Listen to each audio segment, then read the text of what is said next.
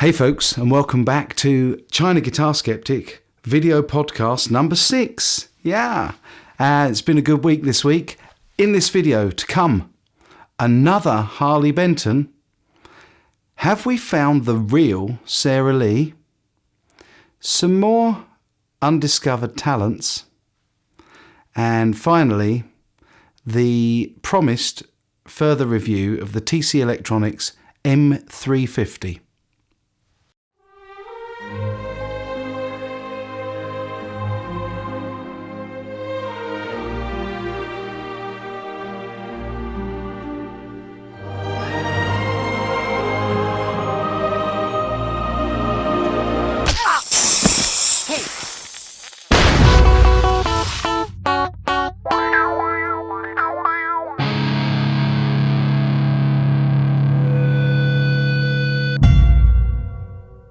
Thanks for coming back and watching this next video, folks. I've had lots of great feedback recently, and especially on these longer video podcasts, or Vodcasts as I like to call them. And I know there are a few of you who like instant gratification, so in the links down below you will find direct links to the various different elements of this podcast so that you can skip straight to that if you want to. Better, much better, if you stay with it and watch all of this, because I've got a few things to share with you. It's been a really good week. I finally got round to catching up with Lance Moss and all of his crowd on his live broadcast, his, what do they call it? YouTube, Google Cast, or whatever it is. Very first one I've done with lots of people in there, and it was great to see Duncan, my good friend Duncan from DKG, and Ed Dana. Great to meet you as well, and some other great people. I also had my good buddy Sean Redmond join us in there. I say good buddy, I've not known him that long, but he's been really useful and really helpful to me in coming up with a few ideas and switching me on to a few things. Last week, lots of people have said what a lovely idea it is for me to expose other players, guitarists and the like, on my channel. And yeah, I agree, it's a really good thing. It's the sort of thing we should all be doing to support each other on this community.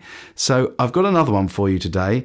A friend on YouTube, Gene Swicegood, suggested to me a player called Warren Hughes. And Warren has confirmed it's okay for me to use his video. And here's his recent video, his most recent video, or a little bit of it. Just giving you a demo of what Warren's playing is like, and it's a piece called Thoughtless, and it's improvisations. So have a look at this, see what you think.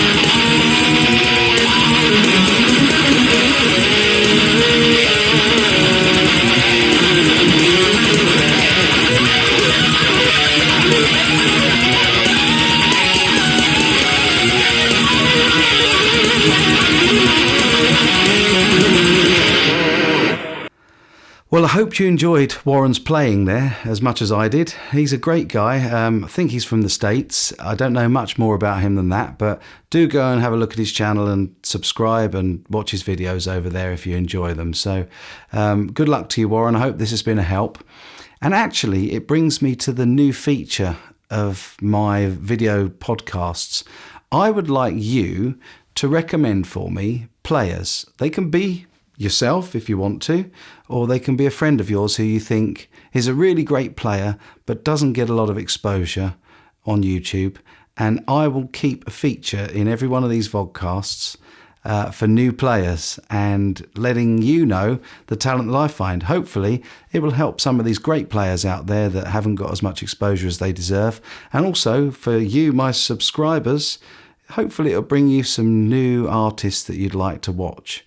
So the key things are, first of all, get permission. Get permission for me to put a little bit of video on one of mine. Then send me the link to that video.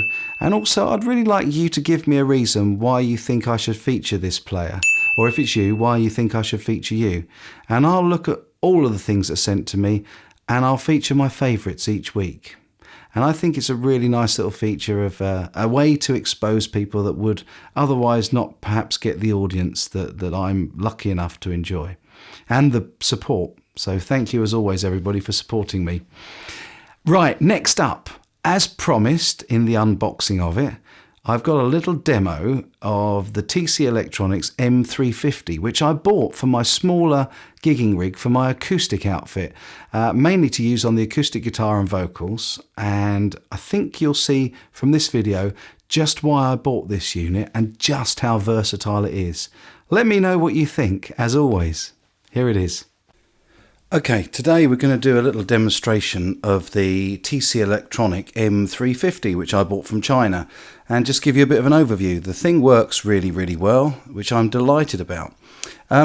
Basically what you've got in this is you've got two different effects engines. You've got a delay and modulation effects engine, and you have got a reverb engine. And primarily what I bought this for was to use with the acoustic guitar in my very small live setup with the mixer, which doesn't have inbuilt effects. So I will be using a bit of the delay and a bit of the reverb. What you can do with this machine is that you can set it with a switch on the back to either act as a single stereo unit, which puts the signal the right way through from the input through both units in stereo, or you can split the inputs so that input 1 goes to the delay and modulation effects and input 2 goes to the reverb effect. However, both are summed through the stereo outputs, so if you're using it as individual effects, they will still be returned on the same channels. So there it is. What you basically got is 3 sections on the machine. You've got an input section which gives you input gain. It gives you the mix ratio of dry signal to affected signal, to wet if you like, and it also gives an effects balance between the two engines, so either the effect engine or the reverb engine, and you can mix those there. You've also got a true bypass, and you have got a digital input mode, and when the digital input is receiving no signal, that flashes, and when it goes solid, it's receiving a signal. And we'll also show their digital input mode, or dual input mode. Sorry, if I push the button on the back, there we go, you can see it's gone into dual input mode. That's where we split the engines. But as it is, we're going to take it as a stereo unit. And I'm just going to give you a quick demonstration through of how it sounds using the acoustic guitar, because that's what I predominantly bought it for. So here I'm using the fake K24 CE, and I've just got it going through flat EQ at the moment, no effects on, nothing on. Looks a bit like it could do with being trimmed down a touch because it's a bit loud. There we go. Right, we'll start by going through some of the modulation effects, starting with, what have we got here? Compressor. Oh, each of these on the compressor will work as a drive and a feedback stroke ratio. So the compressor won't be very much, but you've really got to drive that. Let's see if I can overdrive it to get that working. So we'll move on to the de-esser for voice mainly, but if you listen you can hear the difference between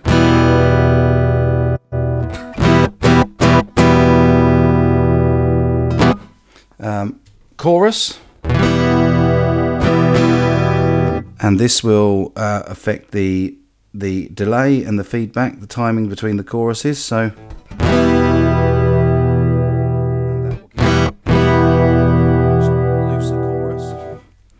Whereas doing it the other way, give you a much tighter chorus. That's chorus 1. Second chorus.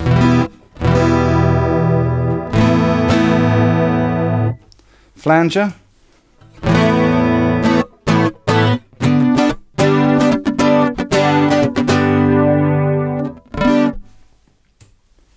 Tremolo.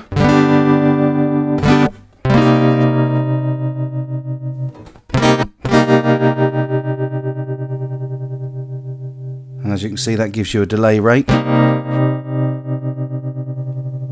from ridiculously fast to ridiculously slow.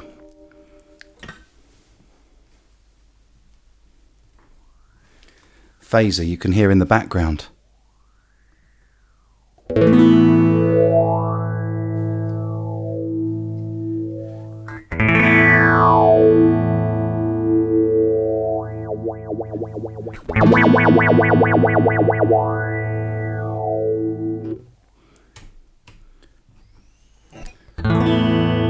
A smooth phase. Again, not something I'm likely to use. Slap back delay. And with the delays you can increase the feedback. Only not on the slap back, of course. You can change the timing. So it's much quicker and much slower. But a slap back delay. Then we've got the ping pong delay, left and right.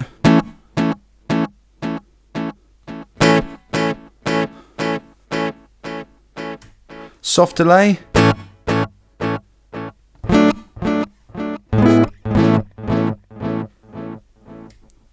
Triplets delay.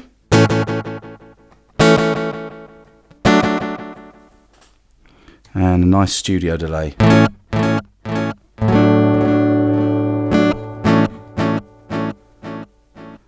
Finally, dynamic delay.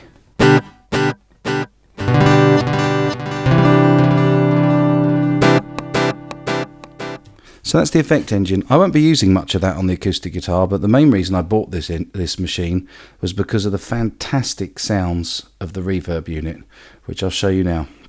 So we'll start off with the TC Classic Hall.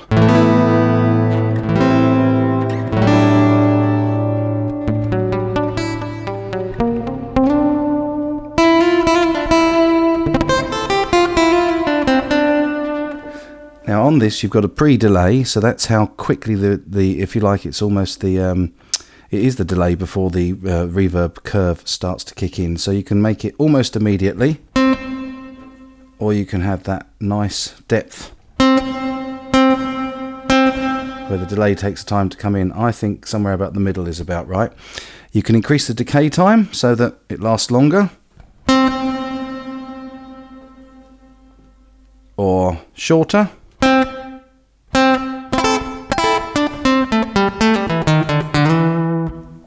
And also you've got colour, which gives you effectively the damping. So turned right up, it should be nice and bright,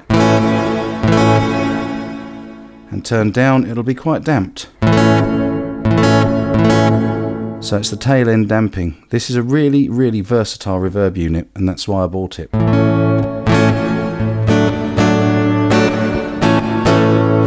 So it's the Classic Hall, all on the middle settings. Cathedral.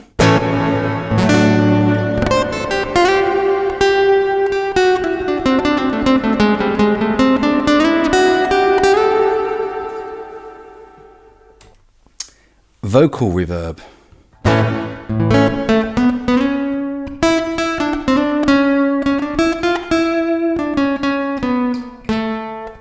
Which is a nice little sort of platey type reverb. Then we've got vocal plate. Sorry, live vocal.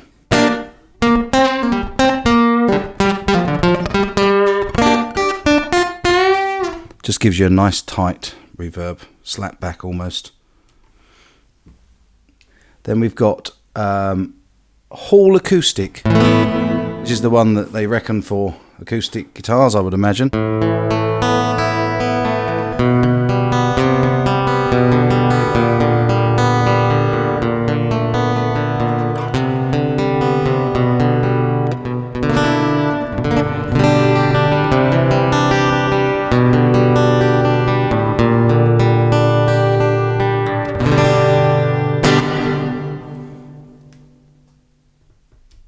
drum ambience.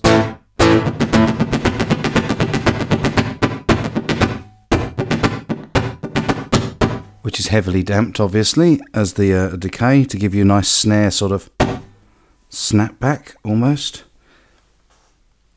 This is called Drum Room.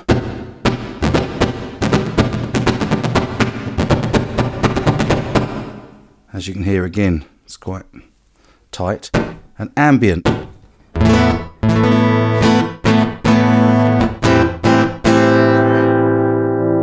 So bypassing so you can hear the difference.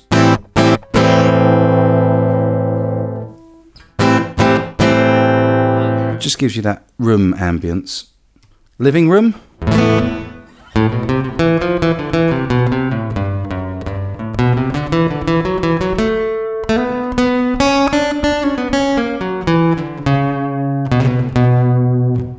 Don't know who's got a living room that big. Near field. And again, that's difficult to hear without hearing the bypass. There's the bypass. And there's the very near field. Damped room.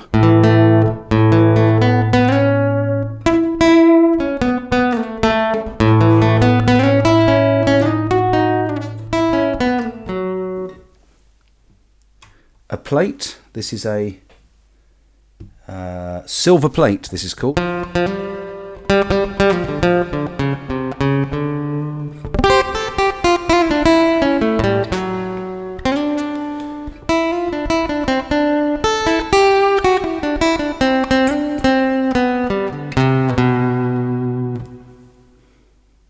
Then we've got a gold plate.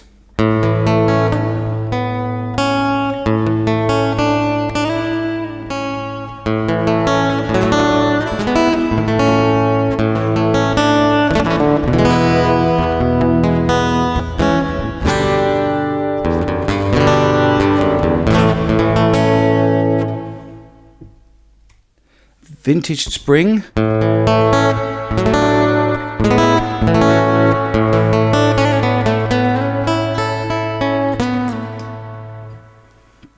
And finally, live stage.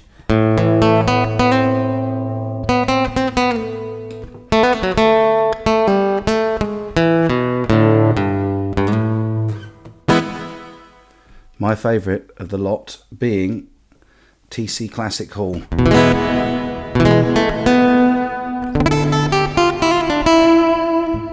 Don't want it to last quite so long. I think my settings will be about that. I want to get it nice and bright, but not too long, and a little bit more delay than normal.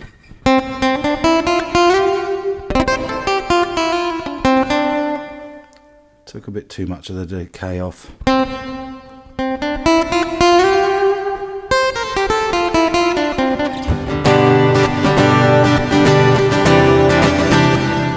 Maybe not, because I use mine mainly obviously as a rhythm acoustic, so let's just take a touch of that off, and I shall probably put a little bit of chorus on it.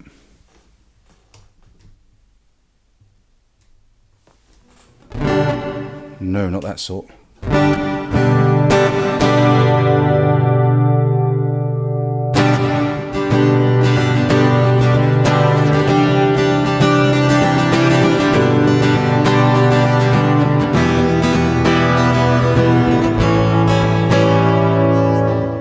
Chorus sounds a bit too much for me, actually. I might go for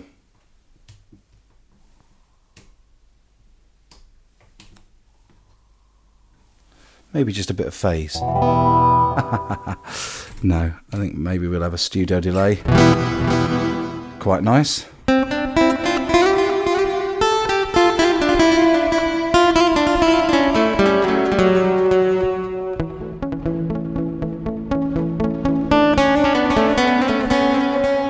And this has also got a tap, so if you want to get your timings, 2, 3, 4, 1, 2, 3, 4, 3, 4. Also feedback, we can give it a bit more.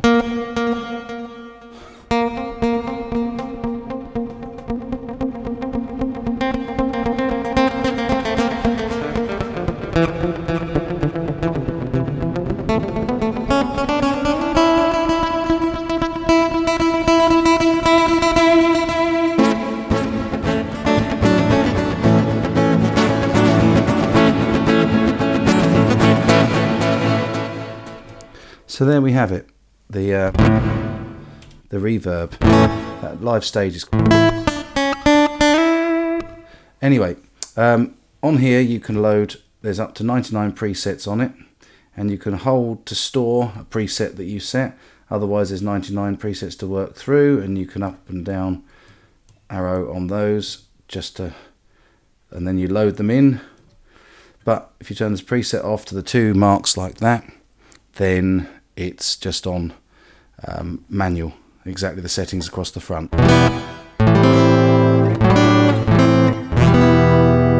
So there we have it, the C Electronics M350. I hope you've enjoyed it. Yeah, I really love the C Electronics sound. I think they've got a really good sound. I've used Alesis in the past. I've used various others, Lexicons, you name it, I've probably used it. And I think the C Electronics little reverb unit there, the M350, is one of the best value that there is on the market. They've got real studio quality reverbs on that. It goes up to 48 hertz, kilohertz, is it? Whatever it is, 48 kilohertz sampling, yes, I thought as much, at 24-bit, and it is really good, not only for recording, but what I bought it for, which is live. This week I've had a couple of comments on my channel, and I followed one of them up, and it points to a video from, a web piece from Gibson Guitars from some time ago, actually, 2009, although the person that was bringing my attention to it was kind of suggesting that this was happening now and was recent, but it isn't. But one of the interesting things I thought was that this particular person could quite easily be Sara Lee from AliExpress. Have a look at this video and then you'll get what I mean. Could this be Sara Lee or Kathy? It very well could be, as she's certainly a prolific producer and seller of counterfeit guitars, and indeed, she spent time in jail after being convicted in 2009. However, this individual's real name is Lee Dan, not to be confused with Lee Dan, the 17th century pirate, nor with the stunning model Daniela Wang Lee Dan, and certainly not with 2010 world trampolining champion Lee Dan, who offered this reaction and this when asked her opinion on Chinese fakes. This story was run way back in 2009 on the Gibson website as follows. The recent arrest and 3-year jail sentences of Beijing's Lee Dan was a monumental victory against the proliferation of counterfeit guitars. Not only were 1,200 fake guitars seized, but years of efforts on the part of Gibson, the Electric Guitar Anti-Counterfeiting Coalition, EGACC, which consists of Fender, Gretsch, Ibanez and Paul Reed Smith, and Chinese legal authorities paid off, leading to the sentencing of Lee Dan. Dan operated paylessguitar.com.cn, paylessguitars.com, musoland.com.cn and musoland.com, web domains that targeted overseas consumers with alluringly inexpensive fake guitars, advertised as authentic Epiphone, Fender, Gibson, Gretsch, Ibanez and Paul Reed Smith brand guitars. Of the 1,200 guitars seized at Lee Dan's warehouse and retail outlet, 861 were Gibson and Epiphone branded. The hosting company for Lee Dan's websites responded to Gibson's legal notices by shutting down her sites in 2007. Surprisingly brazen, Lee Dan simply reintroduced them months later using new hosting companies. She also kept photos of herself on her Facebook page, and images of her attending guitar trade shows were found on the internet. It was a long road to Lee Dan's conviction, taking more than a year for the EGACC to successfully petition the Chinese government to assist in upholding the United States intellectual property laws. In November 2008, Lee Dan, her mother, her business partner Yu, and 4 other business associates were arrested. Lee Dan's mother was arrested because all of Lee Dan's collections were being routed through her mother's bank account. At last, the EGACC had accumulated enough evidence, testimonies, shipping and sales records, etc., for the district court in Beijing to convict Lee Dan. On the 6th of May 2009, she was sentenced to 3 years in prison. Daryl Prescott, who represents the EGACC, said, "These follow-up actions by the Chinese authorities should make it abundantly clear to those who traffic counterfeit guitar products that they will pay a heavy price for their actions. While this case is closed, continued vigilance is required, and the EGACC will continue to take swift, decisive action against this type of illegal activity in the future." The problem of counterfeit guitars certainly isn't a new one. For many years, Gibson has faced the battle head-on, taking aggressive action to shut down entities illegally masquerading as Gibsons or using Gibson brand names and trademarks unlawfully. Gibson's manager of brand protection, Rick Olson, said that Gibson has continued to fight even as counterfeit infringings have become more prevalent and more cunning at fooling consumers. It's amazing what's going on right now. Olson said. It's a free-for-all, and people are trying to get away with it. But Gibson is bearing down harder than ever on the enforcement and protection of our valuable brand names and trademarks. We won't stop fighting this. Eliminating counterfeit guitars continues to be one of Gibson's top priorities for many reasons, but mostly because it's so clearly a concern to so many of our consumers. A couple of summers ago, Gibson.com ran a consumer warning acknowledging the counterfeiting problem and offering tips about how to spot a fake Gibson. That story turned out to be one of the most popular stories ever to be published on the site, receiving thousands of clicks every day. Consumers spoke loud and clear that they continued. Each day, emails pour into Gibson's consumer services team, full of tips and complaints about counterfeiters. To cite one such recent example, a man wrote in to alert us to an illegal site. When I was web surfing, I found an illegal website. They sell imitation items of Gibson. I don't want to see the imitation of my guitar. Terrible. He said. We have a wonderful customer service department. Anybody who questions anything they are about to purchase should bring it to us. To report incidents, consumers should file a police report and may also visit http://www.ic3.gov. For questions about your guitar's authenticity, contact the Gibson customer service team at service@gibson.com or 1-800-4GIBSON.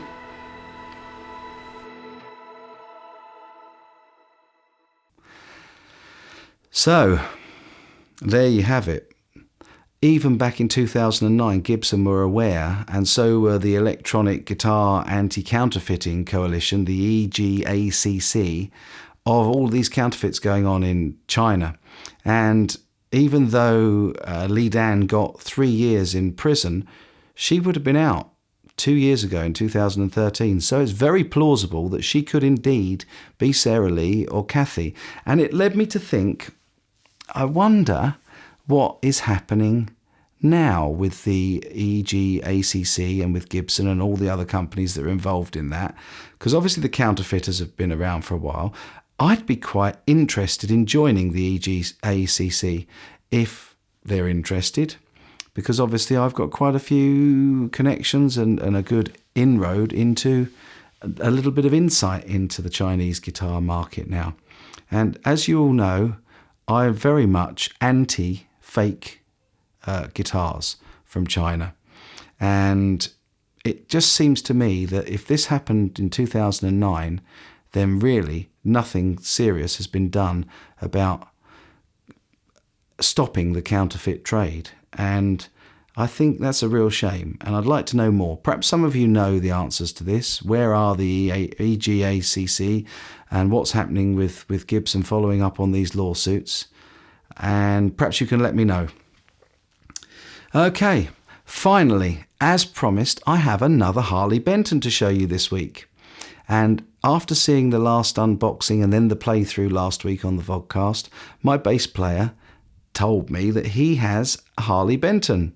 He's got a Les Paul style Harley Benton. And so I gave this a try out. And believe it or not, it's another really okay guitar for next to no money. I can't quite believe the value of these Harley Bentons, but go along and have a little look at this and see what you think. Okay, so I have got another Harley Benton to show you, and this time it's a Les Paul style with a bolt-on neck and plenty of dust. And the reason it's got plenty of dust is this is a guitar that my bass player lent me to do a review of for you. And it is a Les Paul style Harley Benton. It's like a Les Paul Studio with a bolt-on neck. And actually, when it comes to buying cheap guitars made in China,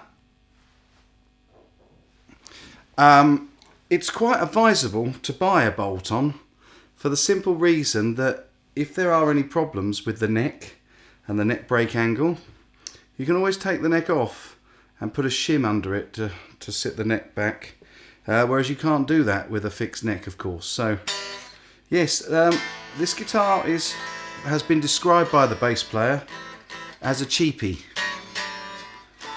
Not sure which model it is from Harley Benton, perhaps you can tell me that. But it certainly is thin, the body wood is thin, and from playing it and noodling around with it for a bit, the tuners are okay, they're quite alright. The nut is fairly deeply cut, but it's cut to the right depth, just needs a bit shimmed off the top. It's intonated averagely okay, and the hardware seems to be the usual import hardware, shall we call it. So I'm going to give it a bit of a clean up at some stage, because obviously it's covered in dust, and I like to send it back all nice and polished and shiny. I'm taking it back to him to band rehearsal tonight, but just very kindly let me borrow it to demo it for you. So I'll give you a little sound. I'm just plugged into the Carlsbro GLX 85 limited edition as usual, mic'd up with the Rode M3. There's a bit of a crackle going on the amp, and I'm not too happy about that, but hey, I don't know why that is. So just going to give you some straightforward chords. This is the treble pickup. I should say all of the settings on the amp are at 12 o'clock, so halfway up, including the reverb. It's a spring reverb on that. So this is the treble pickup.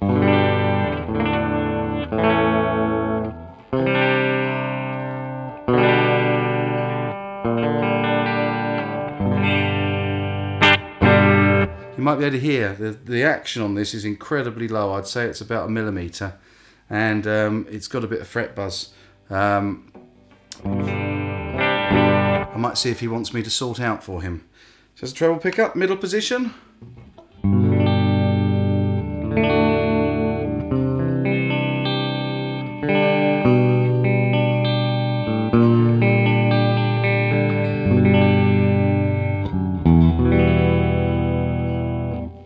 Finally, the rhythm or neck pickup.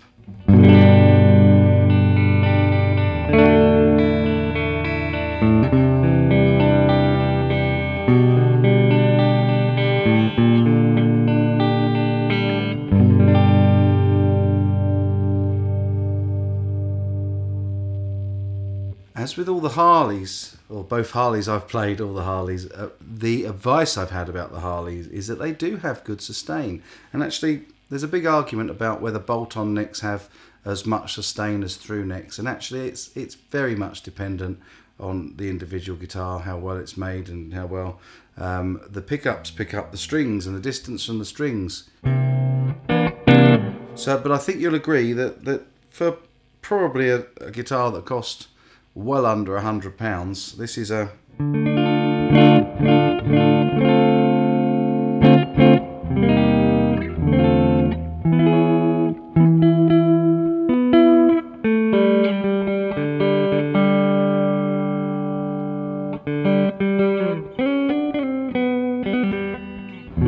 it's a very nice sounding guitar.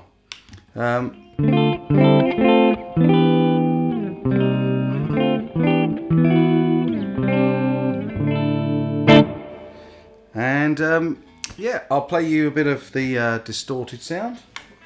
Give you some chords first.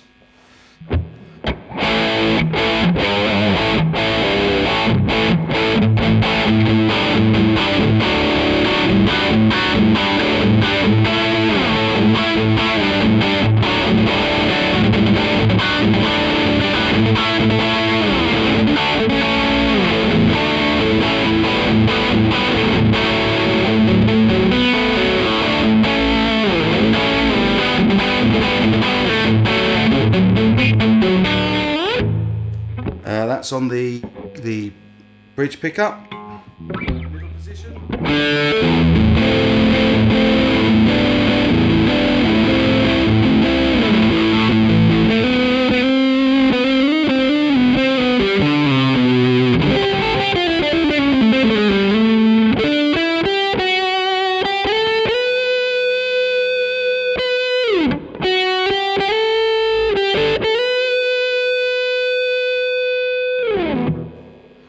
then finally on the...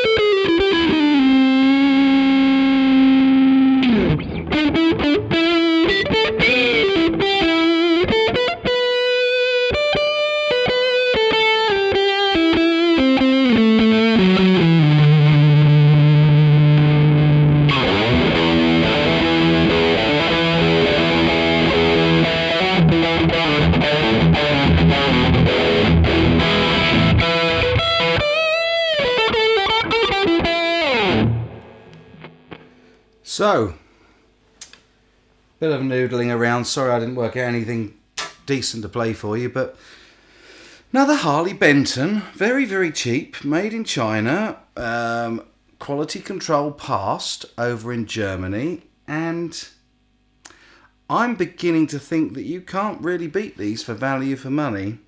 And listening to the open sustain,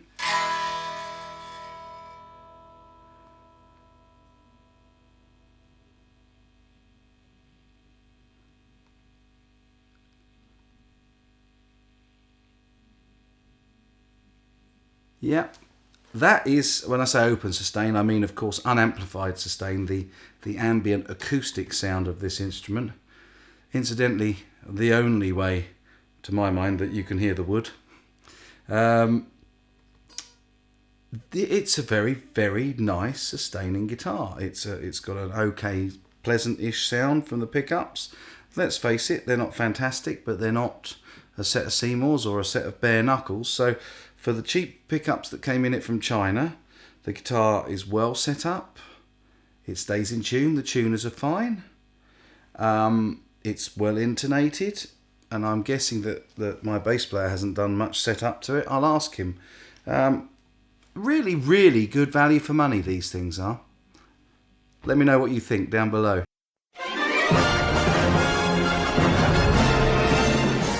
So, Fat Man, who is this China guitar skeptic fellow? I have absolutely no idea, but I am gonna subscribe to his channel. Oh, good idea. You know what? I might even join you. Again, just really, really impressed with these Harleys, folks, and I think you will be as well. I'm starting to think that I ought to buy a couple more, but I've got a couple of other ideas about things to do in China, not least of all the MILTON guitars and forwarding the prototype with a new builder. So, maybe a little while. Anyway, thanks again for watching this all the way through. If you liked it, please remember to like. If you really liked it, please share with everybody. And if you want to come back and see more of these videos, do subscribe, because I will be back really soon with much, much more to come. In the meantime, take care and have a good week.